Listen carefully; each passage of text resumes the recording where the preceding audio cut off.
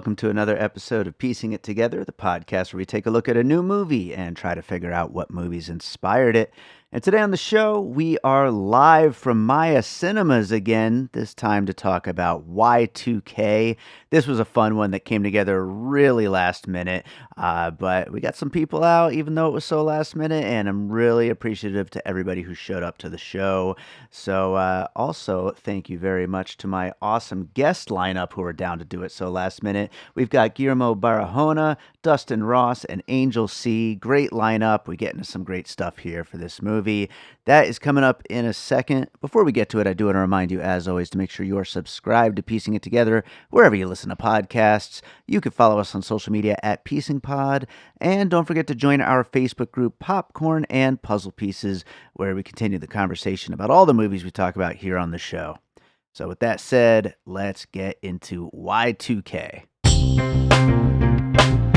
All right, so I'm David Rosen, the host of the Piecing It Together podcast. We're here in the dark, and we are going to talk about the movie we just watched. But before we get into it, I do want to introduce my panel here. First up, we got Dustin. Introduce yourself to the audience. Tell them what you do. But also, I want to know, what was your AIM screen name back in the day? My name is Dustin Ross. I'm a local filmmaker. My screen name was Henry Finch back in the day. Okay, there you go. Pseudonym there.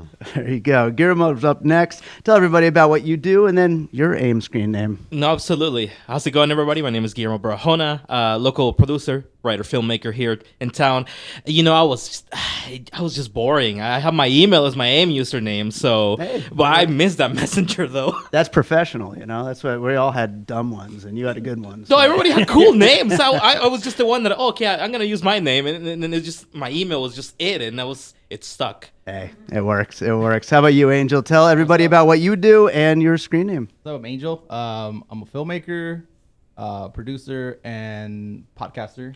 Mm-hmm. And I don't remember. Yeah. I don't remember having. So I had. It was a long time ago. Computer in the house, and it was the slowest ever. So I don't remember like chatting. Yeah. I think I was still a lot younger. So I wasn't that much younger, but I don't remember, dude. I was like right in this time frame. Mine was Dr. Colt 99. Doctor because everyone called me Dr. Love because my initials are DR. Colt for Colt 45, and then I changed the 45 to 99 because it was about to be 1999 at the time that I signed up for my account. So that's where that all came from. But we're going to get into this movie Y2K, which I don't know how many people here saw Kyle Mooney's last film, Brigsby Bear, but it was so good and like one of the best little underseen gems, I think, of the last 5-10 years. And so I was really looking forward to this. And I don't know, it was as ridiculous as the trailer promised, but I don't know if it was much more than that, but we'll get into it as we're going. But the main thing of this podcast, Piecing It Together, is not reviewing it. It's not talking about whether it's good or bad. It's talking about the movie through the lens of what other movies we think might have inspired it, or in a looser sense, movies that it just kind of reminded us of in some way. But I think like right off the bat, I always like to throw one out and just like get this thing rolling. And I feel like it's the most obvious one would be This Is the End from 2013. Seth Rogen, James Franco, like that whole comedy crew. Just all these like stoner idiots who end up in the end of the world, and just all this just insane, violent, gory, craziness unfolds, and their entire party gets thrown, and it turns into this big survival thing. And those guys were all at the top of their game at that moment. And aside from the kid who dies in the beginning, like I didn't really know any of these people. I mean, Rachel Zegler, she's like an up and coming star right now, Snow White next year. But I didn't really know any of these people, so like this was kind of my introduction to most of them. What do you guys think? Like, This Is the End is kind of a singular thing, but did you think of that one? And also, like, did you think that these people had the comedic chops here?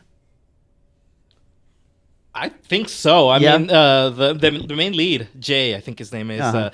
First saw him in Lives Out, and like I saw the range of like being the hateful kid. To now like the kind of like the loser, right? Like the almost nerd, like late turn of the millennium kind of kid. Sure. And I thought they were pretty funny for that. But you know, I saw This Is the End last night because I had not seen it before, because I'd seen The World's End from Edgar Wright. So to me, that one hit a little bit closer to that, but like still the same trope. So Sure, absolutely. Well, let's go on to another piece. Dustin, what do you have for your first one? You know, this is a little on the nose, but any 90s kid remembers Small Soldiers. This was like Small Soldiers on acid. Nice. I love that. I haven't seen that movie in forever, but as far as these kids just having to, deal with insanity. These little inanimate objects. I mean, they became huge eventually, but at first it was these little inanimate objects chasing them around. Yeah, really had a Small Soldiers vibe. That's a fun one. I'm gonna have to rewatch that one of these days. It's been just absolutely forever, but definitely a fun one. And all the little animatronics. That was some of the best stuff. I wish we got more into that in this movie, because I mean, that's where kind of the creativity shines through in this movie, is just all that stuff. So, Guillermo, let's go to one from you. Well, I already said The World's End, but I think in the interpersonal stories with the two kids, right? I got a lot of like 10 Things I Hate About You vibes. Okay. That you had Jay here being JGL's character, right? And his friend here being like the Riz man, as they say nowadays, like just owning the party, and of course dying so tragically. But like you get that Heath Ledger vibe, like we'll go get her type of stuff from 10 Things I Hate About You. So. Yeah, and I mean that was. Aside from it being, we're talking before we started recording about just the nostalgia vibes of this movie, it's the exact ideal time period for those kinds of movies, like the best, coming of age, those like high school type movies. They were all in that era, or at least maybe just for people of our age, we think that. And maybe, people that are older think, it's that time. And then people that are younger now think it's some new movies. But that just seems like the best era of those movies. And 10 Things I Hate About You is just right in that time frame. It's just a perfect one. So, absolutely. Angel, let's go to one from you. So when you were saying, when you said this is the end, I thought you were going to say Superbad. Okay, yeah. Because the first half was Superbad, and it was like a terrible version of Superbad. I was like, I hope it's not this the whole movie. So when shit went down, I was like, okay, thank God. I didn't want to see a shitty Superbad. Right. But other than that, I thought like Terminator. The robots come in and Superbad meets Terminator. Yeah. Skynet becomes self-aware on Y2K. Yes. Yeah. I think that's a very easy way to describe this movie to anyone who hasn't seen it. Like, it's Terminator meets Superbad. Like, that's kind of like the whole entire setup. And I was thinking of Superbad as well, especially Jonah Hill was a producer on this. And that kind of leads to my next puzzle piece here that I wanted to bring up, which is the movie that he directed a few years ago, also for A24, mid-90s. Mid-90s. I'm glad somebody said it. Yeah, it's, Jonah Hill is like, his reputation isn't exactly great nowadays, but that was a great movie. And it was a great, like, little time capsule of a very specific moment in time for anyone who was into, just music in general, but especially hip hop. And like, we're talking about, like, it's like a cheat code for, the nostalgia of that era, seeing all the friends rapping and like listening to all that music and talking about their favorite music and all that kind of stuff. That was so huge in that. I just want to say I miss bullies who rap. What the hell? Like, rap isn't as cool anymore. I don't think bullies rap anymore. Yeah, it's just not as cool, so they can't do that. I'll say like 2 of my bullies in school rapped, so that hit home. We're getting into some interesting stuff here. I like that. Yeah. But either you guys seen mid-90s? I saw mid-90s. Yeah. No. I really liked it. It was a little bit different. This one. This one's more crazy. The other one was more like dramatic, more character based. On the kid. Yeah. I think like the kid with the beanie was trying to be one of the kids from mid-90s. Sure. That's how it felt. Absolutely. So I definitely got that vibe from I thought about that movie as well. Yeah, and absolutely. obviously like Jonah Hill, Yeah, that connection there, and just the authenticity, like, because anyone who lived through this era, like they know those kids, they know all of the music, all the like references, sick references, bro. But any of that stuff, like they know all that stuff. So it's really pulled off well, I feel like. But Dustin, let's go to another one from you. Not as far as writing or anything, but the computer screen opening was really reminiscent of the film Searching. And I know there's been a lot of films that did that, and I know that Searching, basically, if I remember correctly, was almost like 100% computer screen. Sure. Yeah. But the fact that they dragged this out for so long in the intro really was reminiscent of that, and I dug it. It was nice. I love Searching. That is such a good movie, and that's such a hard thing to pull off, to like not just the screen life thing where for anyone who hasn't seen Searching, literally like the whole movie takes place on a computer screen. And that alone is hard to pull off, but also the authenticity of it, like showing all of these, like things that we all grew up with, all of the software, all of the Windows stuff. You and pull all it up of and it says you've got mail. It's trying to shove the latest video. Yeah. By the way, I think that guy died last week. Rest in peace to him. The guy who actually said those words, they recorded him, the voiceover. Oh yeah. Yeah. That's random, but anyway, Guillermo, let's go to one from you. Well, let's explore the World's End, right, with Edgar Wright. Sure. That we look at the plot there, that they're having night of their lives because they might not see each other again because whatever life is going on, and then you see the machine take over. Obviously, the machine's now one is like outer space, and that's why they're with us. So, like, to me, I was expecting the story to turn out kind of like that way, that if we make it through, the world is in shambles, but in this case, the world makes it. I was just like, I kind of felt welcome for that one because the other one ended at like medieval times, pretty much, which was classic England, I guess. So yeah, that was a fun one, and yeah, I mean that's to bring it back to like the friend who dies very early on. I mean those two, if that hadn't happened, they could have had a very Nick Frost, Simon Pegg kind of relationship. Yes, and it's kind of a bummer that they killed him off so quick. He was kind of the most charismatic character of the movie. It's funny that you mentioned that. I was going to say, chubby friend dies, skinny friend lives. It's very what was there? Shaun of the Dead. Shaun of the Dead. Yeah, absolutely. Oh, man. But yeah, The World's End. Definitely a good one to bring up here. So let's go to another one from Angel over there. So the whole time I was thinking, when they were like, the whole like teenage love thing, I was thinking about Not Another Teen Movie. You guys ever seen that? Where it makes fun of all the teenage movies from the 2000s.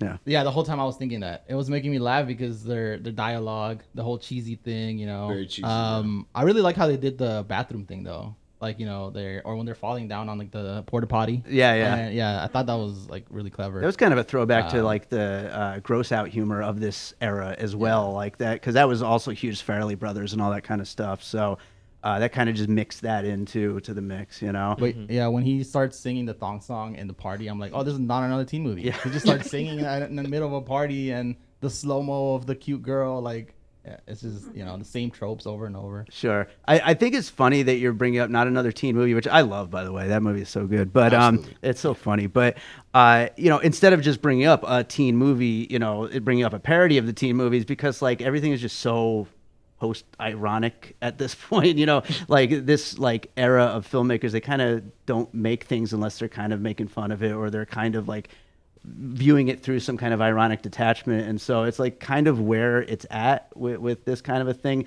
They can't really just go and do a straight up teen movie. That doesn't really exist anymore, does it? Right. It's a weird time for that kind of thing. But for sure. Okay, so I'm going to go to one. I had actually thought of this one before I saw the movie, and I still want to bring it up, even though it's definitely a reach here. But we are taking the Y2K, glitch that many of us lived through and did not become a thing. Obviously, it was a whole bunch of nothing, and we're just rewriting history and saying, well, why not make that the starting point for a movie? So I'm going to Quentin Tarantino's Inglorious Basterds for saying, why the hell not just kill Hitler? Like, right, the alternate that's history. That's a very good reference. Let's just take history and just say, screw it. We have the basic starting blocks, and that's where we're going to start writing our story from. And it's fun. Like, there have been other examples of that, too, like where you're just kind of just completely undoing the reality of that situation and just making it crazy. His Once Upon a Time in Hollywood is like that, too. Sure. Different ending. Absolutely. He seems to be, like, into that quite a lot. I hated it when I was younger. As I get older, I kind of dig it. Yeah. Because I guess, like, to bring it back to authenticity, you're like, I want a real story, like, And then, I'll admit, when Inglourious Basterds came out, I was a huge Quentin Tarantino fan at the time, and I still thought, like, who the fuck is this guy? What is he doing? Like, what? Yeah. But, I like it. Right on.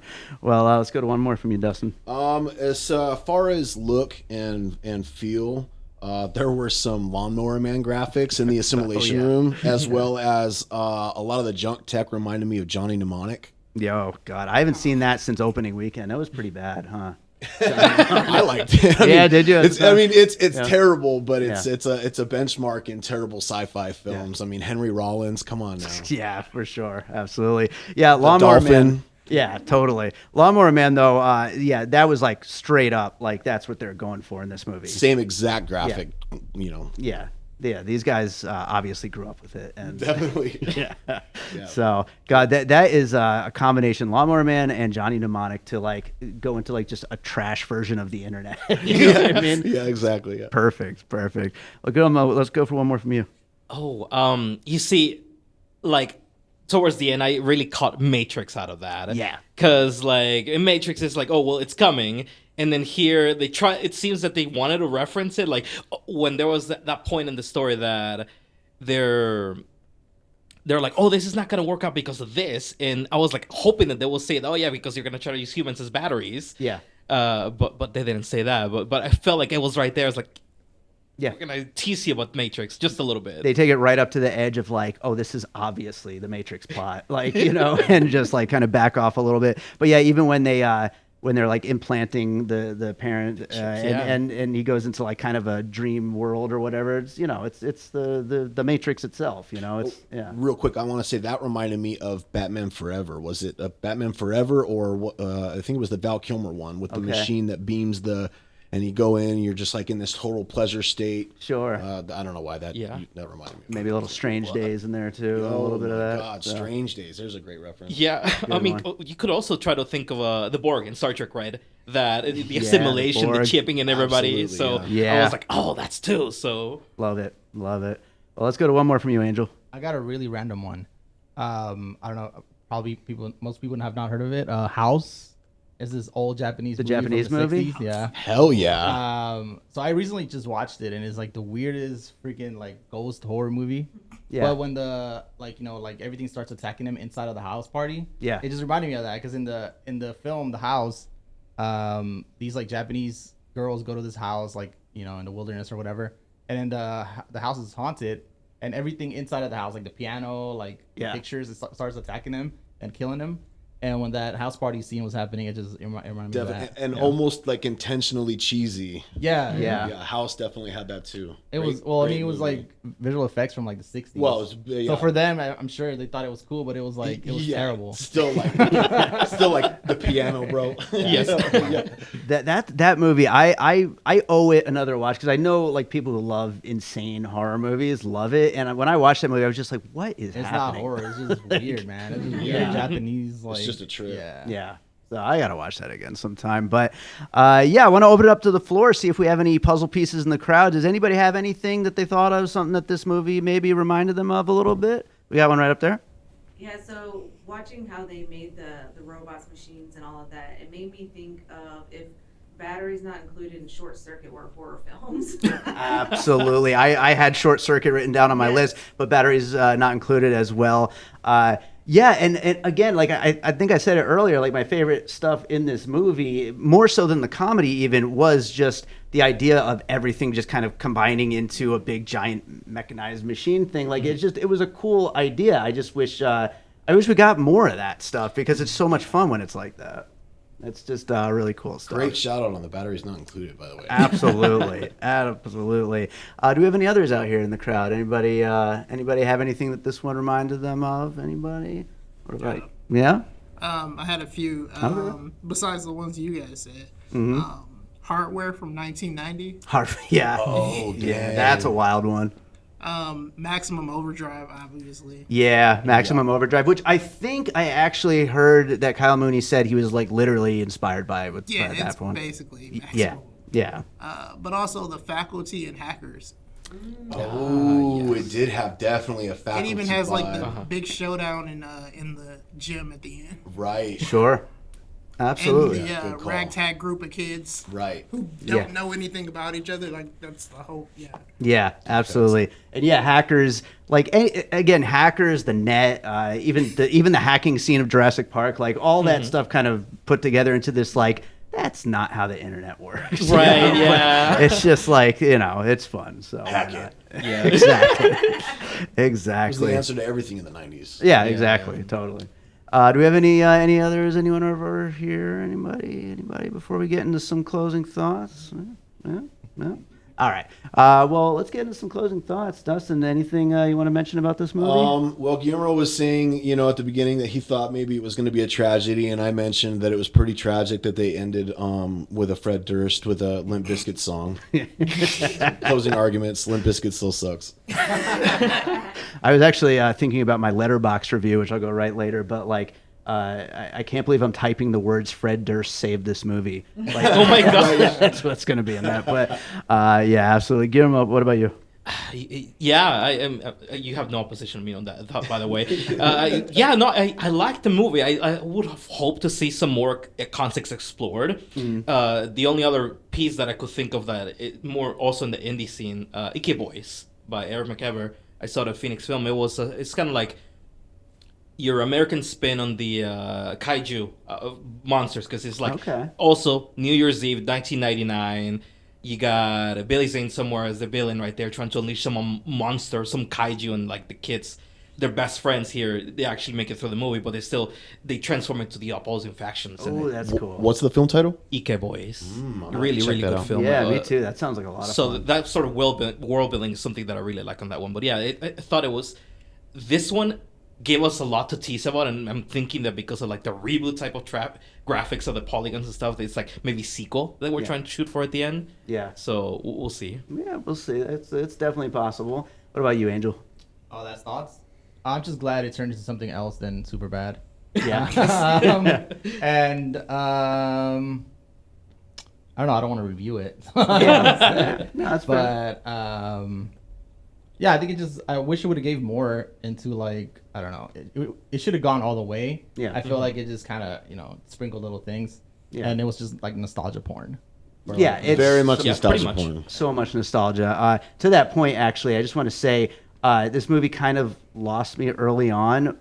Something that really bothers me personally is when on the internet or in any kind of thing where people say they blew on Nintendo 64 games. That was a Nintendo NES thing. It was not a Nintendo 64 thing, but there are memes all around about it. Anyway, I don't want to get on a big thing about it. Hold on, old guy here. I didn't even know about the N64 memes. I'm gonna go find them. They're out there. School those damn kids. I do literally every time. I'm like, that is not a thing. I have to tell them. You're all wrong, you little bastards. Yeah, seriously.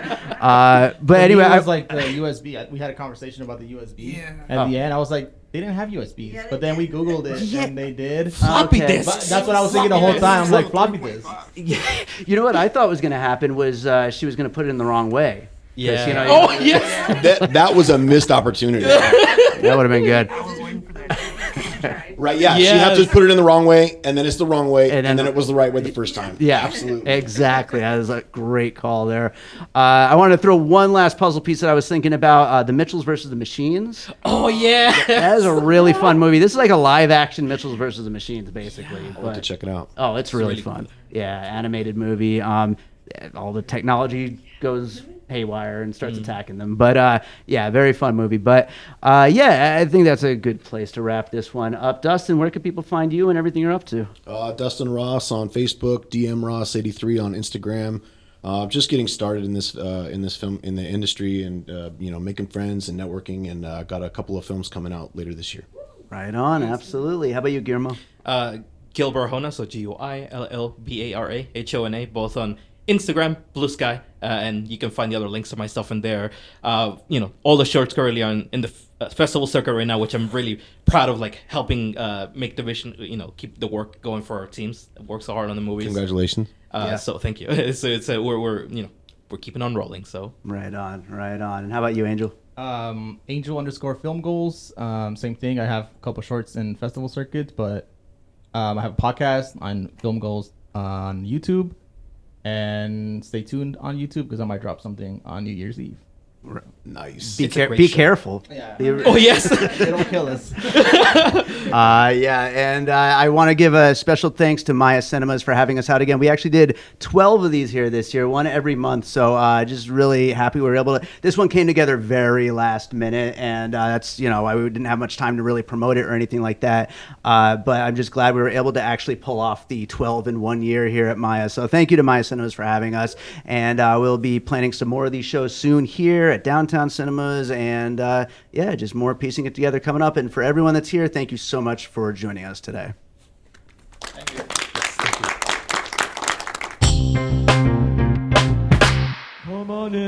Hi, this is Wax Trax Records here on 2909 South Decatur. We buy all your old 45s, your old albums, any type of music memorabilia. Also, we sell music memorabilia, albums, CDs, and a lot. Come on down to Wax Trax, 2909 South Decatur, or give me a call at 702-362-4300. Thank you very much. All right, so I hope you enjoyed that conversation about Y2K. Thanks again to Maya Cinemas for having us out. Thank you to Angel C, Guillermo Barahona, and Dustin Ross for joining me on that one. Thanks to everyone who showed up, and thank you to you for listening. If you're enjoying piecing it together, make sure you get subscribed because we got so many episodes on the way. There's just a million movies to talk about, and I'm going to try to fit in as many as I can. So get subscribed wherever it is that you're listening. Maybe drop us a 5-star rating and review while you're at it. That way more people will check out the show. And you can follow us on social media at PiecingPod. We also have a Patreon, the Produced by David Rosen Patreon, where I post bonus and advanced content from piecing it together. I also post video versions of some episodes, including the one you just listened to, and also stuff from my music career. Lots of great stuff over there, so check it out. It's patreon.com/bydavidrosen. I appreciate you all just being out there listening. You don't have to subscribe to anything if you don't want to, but, if you feel like supporting the show that way, it is certainly appreciated as well. And we got to close this out with a piece of music like I always do. At first I was going to go with back into my long-standing comedy rap career, which I don't talk about very much on here anymore because it's all very awful and I really shouldn't. But then I was like, you know what? No, I'm not going to do that, even though it would have fit really well with the theme of Y2K and the era when we got started doing our silly, stupid rap songs. But instead, because of the whole Limp Bizkit-ness of this, the Fred Durst-ness of it, which Fred Durst really did steal this movie, didn't he? But I'm going to go with a song from my just-released new The Pup Pups album that I've been talking about like nonstop the last couple of weeks. I'll stop talking about it. I'll go back into the instrumental music here very soon as these episodes come to closes. But one more time, because I got one that's perfect, because it is a song called Bite, which I jokingly called New Metal because it's about our cat we call Nunu. But it is clearly inspired by that era of rap rock and new metal. And I hope you enjoy it. It's absolutely ridiculous. It's from the album A Boy and His Dog and Three Cats and a Bear, which just came out this past Friday. You can find it on streaming now. Go listen to it, and we'll be back with more piecing it together real soon. Wonderful. This is everything. I love this so much. This is perfect. I'm with my dad. I love it so much. So comfy. So is mommy. I love it so much. This is all I want. I am so happy. I love it so much.